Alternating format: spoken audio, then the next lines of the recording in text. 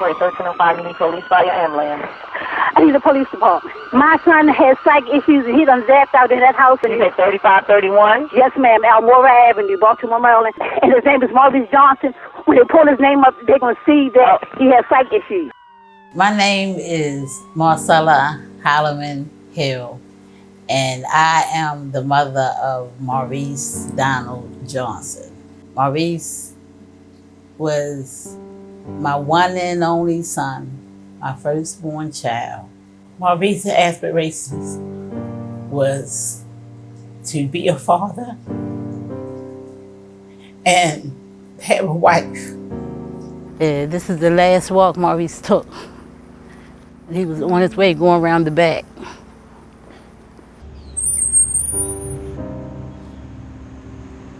It's just awful. The last time my son was sitting right there, bothering nobody. They unlocked that door and killed that boy in 60 seconds.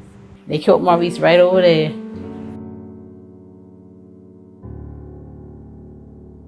I saw my son take his last breath in my house and in my living room.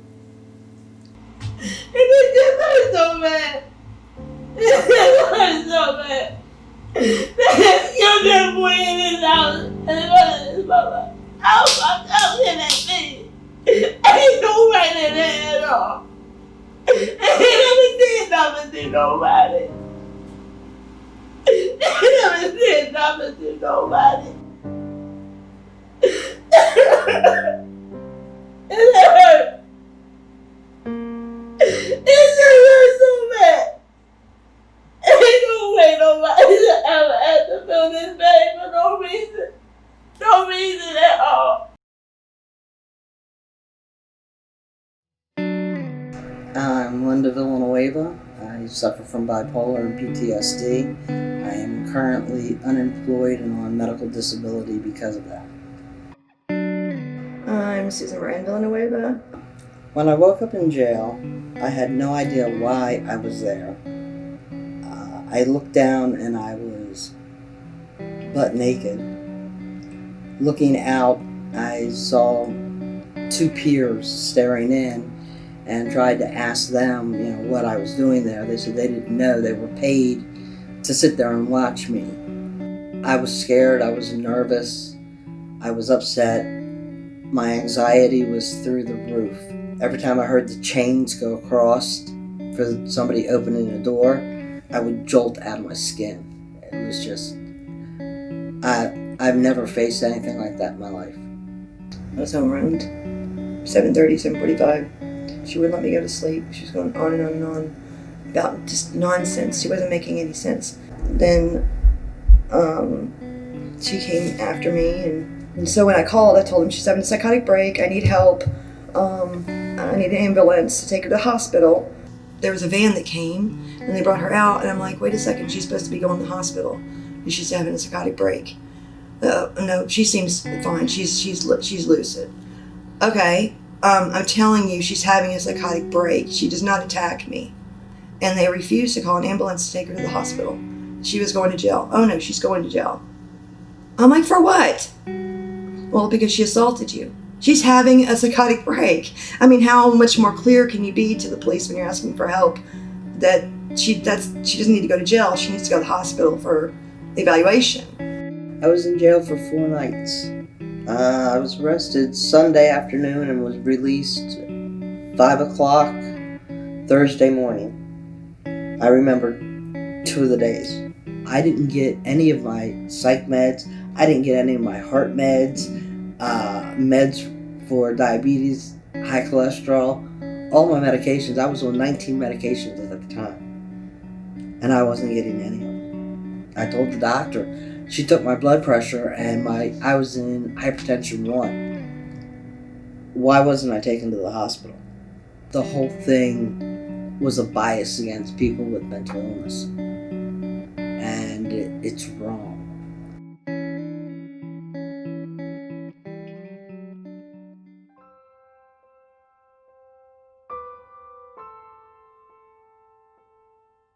They'll come here with the first impression is, okay, probably one of those people, and they already have a preconceived thought of what to expect. And it might not even be there, but they so hyped up. By the time they get here, all they know is snatch, grab, lock up.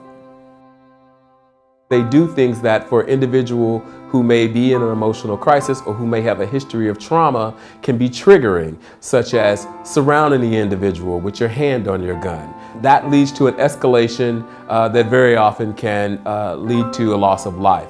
Maurice is out back behind a locked door. They come in, when I say go back outside, which is what you're supposed to do, they paid me no mind. As soon as he get by that doorway that's through the kitchen, and he takes the strap off his gun. And I said, you better not shoot my son. They unlocked the door. Before Maurice can even step both feet into the threshold, they both grab him. Their mind isn't stable at that moment. And if somebody come here, it's like two locomotives. I'm gonna stop him from doing what he's doing. He ain't gonna stop me from doing what I want to do. And next thing you know, boosh. They upper box and they go to the living room, they fall on the floor. He take out his gun and he shoot Maurice 2 times to his chest. I see Maurice go back. I see him go forward. I think he lands back. No way to train police officers attack a mentally ill man and put bullets in him. There was no reason why they couldn't go back outside. The amount of time of 60 seconds it took them to open that door and kill that boy, the same 60 seconds they could have waited outside. They are seeking assistance from a government agency, and then to have that government agency respond by shooting and killing their loved one is got to be sort of the most horrific thing that you can think about in terms of being traumatizing, in terms of creating all sorts of feelings of guilt and anger. This is so guilty that he's gone. He didn't have to be. You have no idea. I gotta walk up and get up and wake up and act normal. Because if I can't, I would stay in the house and shut all the doors and close all the windows and just sleep. Because when I sleep, I don't think, I don't worry. And I might have a dream and Maurice might be in it. You know what I mean? But it's wrong and it hurts.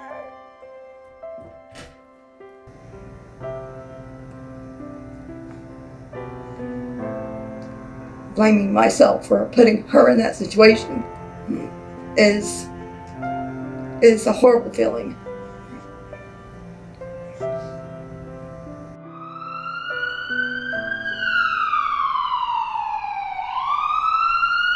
Ridiculous to force somebody to go through all that because they called the police for help. I've had so many police friends and I respect them so much. But the police that showed up on this day, I have no respect for whatsoever.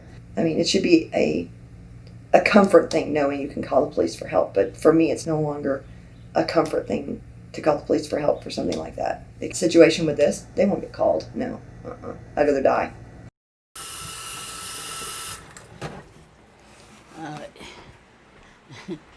I call this plant Maurice. I said Maurice is having a mental episode and you cannot lock him up. You have to take him to the hospital. So when you come here, I was told you already know what type of case you are coming to and you already know what you are supposed to do. You already know you cannot lock him up. You got to emphasize they're all ready to lock up. You're talking about putting people in jail that don't need to be in jail, that they need medical attention. They need psychiatric help. They don't need handcuffs, tie wraps, whatever they're using these days to put on people. It only traumatizes them more.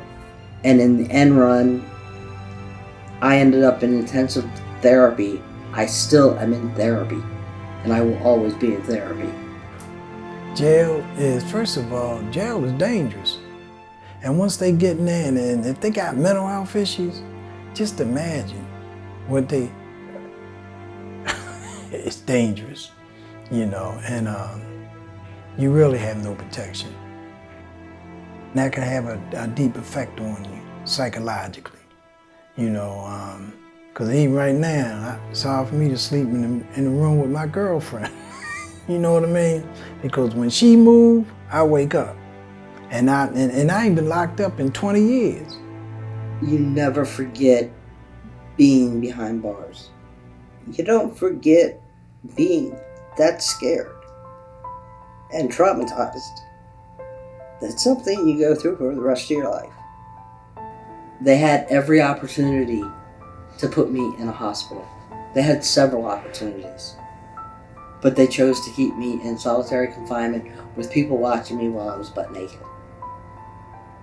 There's just no benefit that I can see at a system level of jailing people who are in the midst of a mental health issue. And there's this kind of false belief that people with mental health issues are necessarily violent or dangerous. But in fact, people with mental health issues are more likely to be victimized. What do we do with all of our social problems? We put them in the criminal justice system, right? There's poverty, homelessness, racism, all of these different things are like one-way roads to the criminal justice system, and the mental health issues are no different. And so what we end up with is a situation where our biggest sort of mental health facilities in the country are our local jails, like Chicago, Los Angeles, and places like Baltimore, where we have, you know, upwards of 66% of the people who are incarcerated there have some mental health diagnosis. There should be a health hotline. Someone that knows what's going on. Someone that's equipped to help. Because there are too many people being traumatized by the police, shot by the police, thrown in jail unnecessarily because they're not equipped to assess mental illness. It's not that they're in the wrong, it's they're ill-equipped. The situation should have been a social worker, someone from an outreach program that they could get to come over. Somebody other than the police should have made that call. When you step outside your role, then it's a problem. Let the people who's been trained specifically to deal with that issue with the mental health, homeless and substance use, let them do their jobs. But as of now, as soon as you call 911, they come like it's Wild Wild West.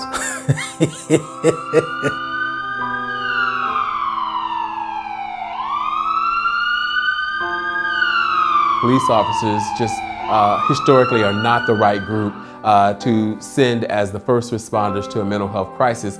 We should think about having another model where you could have people who are specifically trained to intervene in these spaces where the person who's calling knows that this individual isn't going to show up with a gun, this individual isn't going to show up with handcuffs, this individual isn't going to show up with the intention of restraining or otherwise physically harming the person that I'm calling because I care about. That's why they create centers like BCRI and the Wellness and Recovery Centers. So they could take who's ever in a mental health crisis and take them somewhere where they can feel safe. A peer who would approach them in a nonviolent manner, approach them, giving them dignity and respect, you know, give them enough room, don't crowd them. We make sure they're not gonna harm nobody and they're not gonna harm themselves. And the results will be 100% different. We really need to have more peers, more community health workers, more social workers and psychologists who can do that work. I know why they created the Wellness and Recovery Centers and places like BCRI, but they're underused. In my 15 and a half years, only one time have an officer brought anybody to the center instead of taking them somewhere else. There are a number of programs like that that are going on in the city. Probably every single one of them is woefully underfunded. We've got to make a conscious effort to divert resources from the way that we're spending them over to these other options. And so that's really the key, is that at what point are we going to make the commitment that we want to move away from a police state to a public health state. There are millions of people who suffer from bipolar, who suffer from PTSD. A mental health professional would understand that and be able to de-escalate the situation, to be able to make an assessment. They just need to stop all this killing so people can live and have a future. These people have a right to plan a life. They have a right to plan a future. They have rights to have dreams and aspirations and be able to see them through before they die. We need to educate people on allowing, once again, the people who has been dealing with the issues with mental health, homelessness, and substance use, allow them to do their job. The main thing really is that we need programs that engage people around mental health and understanding mental health challenges. Peers being a part of the legislative process. Peers can tell us, look, that policy is not going to work, and I can tell you why it's not going to work. Otherwise, you get and I've been in these meetings where you've got 45 people around a table talking about how to deal with a specific community, and not a single one of the people around that table are from the community.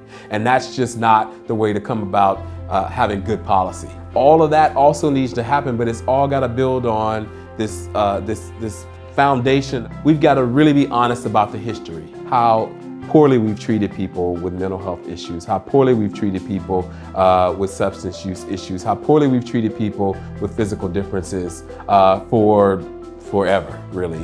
And just keep fighting my case, hoping that, something going to change. Or somebody going to let me in. What's that song? Do me a favor, open the door and let me in.